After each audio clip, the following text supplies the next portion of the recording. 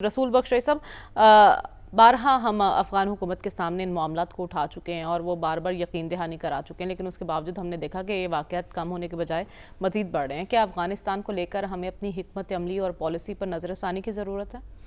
بالکل ضرورت ہے میرے خیال میں افغانستان کے بارے میں اور اپنے تعلقات کے بارے میں ہمیں دوبارہ جائزہ لینے کی ضرورت ہے۔ یہاں پہ دو موقف تھے، ایک یہ تھا کہ جو وہاں پہ امریکہ کی مدد سے حکومت بنی ہے اس کو مستحکم ہونے دیں، لیکن اس میں بھی خطرات مضمر تھے کہ ان کا جھکاؤ زیادہ تر ہندوستان کی طرف تھا اور وہ ہندوستان کی انٹیلیجنس ایجنسیز کی مدد سے بھی پاکستان میں دہشت گردی اس وقت بھی وہ کرا رہے تھے۔ دوسرا موقف یہ تھا کہ جو طالبان کی مزاحمت ہے افغانستان میں اس کی حمایت کی جائے، اس کے لیے جو ہمارے مذہبی جماعتیں ہیں، مذہبی حلقے ہیں اور معاشرہ بھی عمومی طور پر جو امریکہ کی جنگ کے خلاف تھا وہ بھی یہی چاہتا تھا کہ طالبان وہاں پہ اقتدار میں آ جائیں، لیکن پھر ایک خوش فہمی تھی کہ اگر طالبان اقتدار میں آ جائیں گے تو ہمارے دشمن وہاں پناہ نہیں لے سکیں گے۔ تو بعد میں یہ عقدہ کھلا کہ ہزاروں کی تعداد میں وہاں پہ ٹی ٹی پی کے دہشت گرد افغانستان کے اندر موجود تھے جو ان کی مزاحمت کی جنگ میں امریکہ کے خلاف بھی ان کے اتحادی تھے۔ تو پھر طالبان نے کہا کہ یہ تو ہمارے اتحادی ہیں، یہ تو ہمارے بھائی ہیں، یہ ان سے بات کریں، یہ آپ کے لوگ ہیں۔ تو ہم نے بات کرنے کی بھی ان سے کوشش کی۔ جو ان کے مطالبات ہیں وہ نظریاتی قسم کے ہیں، کبھی آپ مان ہی نہیں سکتے۔ وہ اسی قسم کی حکومت بنانا چاہتے ہیں افغانستان کے سرحدی علاقوں میں، جس کا برملا طور پر کئی دفعہ وہ اعلان کر چکے ہیں، جو افغانستان میں جس کو دنیا کی کوئی حکومت ریاست آج تک تسلیم نہیں کر سکی۔ اور ہم جب پہلی دفعہ یہ آئے تھے اقتدار میں تو ہم نے ایک پیش قدمی کی تھی اور ان کا استقبال کیا تھا، ان کے لیے ہر قسم کی سہولتیں فراہم کی تھیں، یو اے ای سے درخواست کی تھی، انہوں نے بھی ان کو قبول کر لیا اور سعودی عرب نے بھی ان کو تسلیم کر لیا۔ تو ان سے بات کرنے کے ساتھ ساتھ ہمیں اپنی جو عسکری حکمت عملی اس میں دوبارہ سے جائزہ لینا ہوگا۔ ہمیں دیکھنا ہوگا کہ ترکی جو ترک دہشت گرد ہیں جو عراق میں چھپے ہوئے ہیں یا شام میں چھپے ہوئے ہیں، وہاں وہ کس قسم کی کاروائیاں کرتے ہیں۔ ایک دنیا بھر میں ہارڈ پرسوٹ کا پرنسپل انٹرنیشنل لا میں موجود ہے۔ اگر کوئی گروہ کسی اور ریاست کی سرحد عبور کر کے آپ کے علاقے میں آ کے قتل و غارت کرتا ہے تو آپ اس کا پیچھا کر سکتے ہیں، اس کو ختم کر سکتے ہیں، لیکن یہ صرف وہاں کا معاملہ نہیں ہے۔ معاملہ ہماری ریاست کے اندر، معاشرے کے اندر اس قسم کے عناصر آج بھی موجود ہیں جو ان کے لیے نرم گوشہ رکھتے ہیں اپنے دل میں۔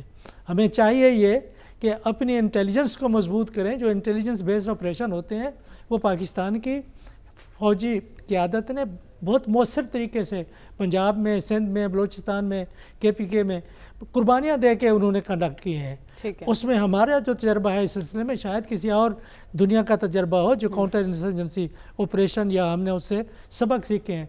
عسکری طاقت کا جہاں تک تعلق ہے اس میں کوئی اس میں رائے دوسری ہو ہی نہیں سکتی قربانیوں کی، اور دوسرا یہ کہ ان کی جو حکمت عملی ہے وہ ان کے تجربے کی بنیاد پر ہے، اور یہ تجربہ 20-25 سال کا بہت پرانا ہے، کسی اور ریاست کا اتنا نہیں ہے۔ ہمیں معاشرے کے اندر ایسا مکالمہ شروع کرنا چاہیے کہ دہشت گرد مسلمان نہیں ہو سکتا۔ یہ فتوے باقیوں کے خلاف دیتے ہیں، ان کے خلاف کیوں فتوے نہیں دیتے؟ ان کو مسجدوں میں، مدرسوں میں، کسی جگہ کے اوپر گھسنے کی کوئی گنجائش ہماری انٹیلیجنس ایجنسیز نے اور سول اداروں کو نہیں دینی چاہیے۔ اور جب تک کہ جو ان کو پناہ دیتے ہیں، جو مددگار ہیں، جو سہولت کار ہیں، ان کا جب تک پیچھا نہیں کریں گے آپ ان کا خاتمہ نہیں کر سکتے۔ اور پھر ہمارا کو پکڑنا ہوگا اور افغان حکومت کو اس بات کا احساس تو دلاتے رہنا چاہیے، ساتھ ساتھ اپنی اسٹریٹجی پر بھی نظر ثانی کی ضرورت ہے۔ بھٹی صاحب، آپ کی نظر میں کیسے ممکن ہے سد باب ان کارروائیوں کا؟ وزیر دفاع نے بات کی، انہوں نے کہا سب سے زیادہ دہشت گردی خیبر پختونخوا میں ہو رہی ہے اور وہ صوبہ سب سے زیادہ متاثر ہو رہا ہے۔ ہماری حکمت عملی کیا ہونی چاہیے اب؟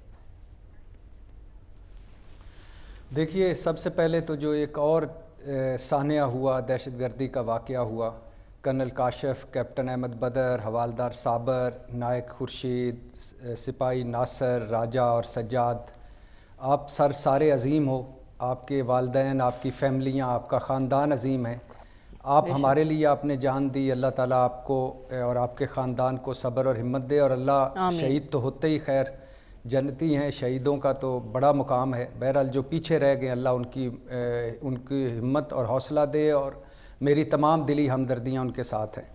اور 80,000 سے زائد شہادتیں دے چکے ہیں ہم، اور خربوں کا نقصان کروا چکے ہیں. آدھی قوم ذہنی مریض بن گئی ہے.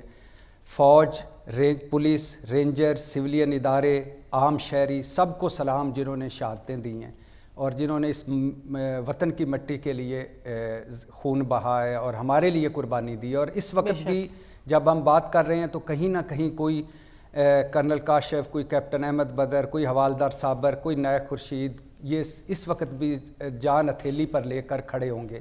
اور ہماری یہ جو لا یعنی بے معنی اور بے مقصد قسم کی لڑائیوں میں ہم ہماری پوری قوم گم ہے، ان سے بالا تر ہو کر وہ سرحدوں کی حفاظت کر رہے ہوں گے. کچھ چیزیں ہیں جو اب ہمیں مان جانی چاہیے، کچھ چیزیں ہیں جن کو پر اب ہمیں عمل کرنا چاہیے. دہشت گردی کی یہ نئی لہر ہے. 800 واقعات ہو چکے ہیں پچھلے 2-2.5 سالوں میں، 200% اضافہ ہوا ہے ان میں. 2013 میں جب دہشت گردی کے واقعات 4000 واقعات تھے، یہ بدترین سال تھا. 2020 میں 319 پر ہم آ گئے. 2023 میں یہ 450 واقعات ہوئے اور پھر ہم آگے اس طرح زیادہ سے زیادہ ہوتے آئے. 2001 سے لے کر 2011 تک 35,000 شہادتیں ہم نے دی. اب ہوا کیا جی؟ ہوا یہ کہ افغانستان میں طالبان آئے، ہم نے ڈھنڈورے پیٹے، ہم نے ڈھول بجائے کہ خوش فہمی تھی کہ اب ہماری حکومت آ گئی ہے. کام الٹا ہو گیا، کام الٹا ہو گیا. اور ہم جو سمجھتے رہے کہ طالبان اور ٹی ٹی پی 2 علیحدہ علیحدہ لوگ ہیں، یہ ایک سکے کے 2 رخ ثابت ہوئے. طالبان کے ساتھ داعش بھی شامل ہو گئی. ہمیں مان لینا چاہیے کہ افغانستان کی سرحد ہمارے خلاف استعمال ہوتی ہے. ہمیں مان لینا چاہیے کہ ایران کی زمین بھی ہمارے خلاف استعمال ہوتی ہے. دہشت گرد افغانستان سے بھی آتے ہیں، دہشت گرد ایران سے بھی آتے ہیں. ہم سے ماضی میں غلطیاں ہوئیں، ہم سے غلطیاں ہوئیں. ہم نے دوسروں کی جنگیں لڑیں، ہم نے ڈالروں کی خاطر سہولت کاری کی. ہم نے جن ٹی ٹی پی والوں کو پرامن سمجھ کر واپس لا کر بسایا، وہ انہوں نے دوبارہ ہتھیار اٹھا لیے. ہم نے نرم رویہ اختیار کیا، ہم مؤثر اقدامات نہ کر سکے، نیشنل ایکشن پلان پر عمل نہ کر سکے. 46 نکات نیشنل ایکشن پلان کے آج بھی ہمارا منہ تک رہے ہیں. ہم کس چکر میں پڑے ہوئے تھے؟ ہماری حکومتیں خوشحال مضبوط مستحکم پاکستان اور خوشحال مضبوط مستحکم افغانستان، تو پھر خوشحال مضبوط مستحکم پاکستان. ٹھیک ہے. نہیں بھائی نہیں، دنیا میں کہیں ایسے نہیں ہوتا. سب سے پہلے خوشحال پاکستان، مستحکم پاکستان، مضبوط پاکستان. پھر ایک صرف مریم 30 سیکنڈ دے دیجیے گا بس. پھر اس کے بعد سب سے پہلے پاکستان، پھر کچھ اور. اب کرنا کیا چاہیے؟ مختصر کر رہا ہوں. لمبا سفر ہے، صبر آزما سفر ہے. جو فوج نے شروع کیا ہے، غیر ملکی غیر قانونی تارکین وطن ان کو نکالیں، سرحدوں پر سختی کریں، سرحدوں پر زیرو ٹالرنس اور سخت اقدامات کریں، کریک ڈاؤن کریں. اور آخری بات، پاکستان کا دشمن اس وقت اندر سے اور باہر سے پاکستان پر حملہ آور ہے. ٹھیک ہے. اور یہ سب کو پتہ ہے کہ ہم دشمنوں کو معلوم ہے کہ معاشی طور پر ہم بھکاری ہو چکے ہیں، سیاسی طور پر ہم دشمن ہو گئے ہیں ایک دوسرے کے، نفرت اور تقسیم ہو گئی. اب رہ کیا گیا ہے؟ فوج رہ گئی ہے، آخری رکاوٹ دشمنوں کی نظر میں. اور اس فوج پر اندر اور باہر سے حملے ہو رہے ہیں.